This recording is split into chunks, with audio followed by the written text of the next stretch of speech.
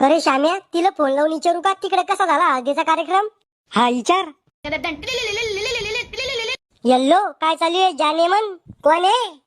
खेबड्या, तो बहिणीचा होणारा नवरा आहे. बोमला दाजी, काय म्हणता? अरे बिना गुळ्या, तो ऐशी काही काम नाही, तिच्याकडे फोन दे. मला सांगा ना काय काम आहे, मी सांगतो ना ताईला. असं का? एक चुम्मा पाहिजे होता. थांबा दाजी, ताईकडे फोन देतो. ताई, तो भाड्याचा म्हणजे नवऱ्याचा फोन आहे. यल्लो, बोमला, कवा मी फोन तुला दिले का त्या खर्जुल्याला दिले? मला दिले. मग त्याच्याकडे कस करायचो का बी फोन? त्यो गेम खेळायला घेतो फोन. लहान आहे त्यो, त्याला काय समजतं अजून एवढं?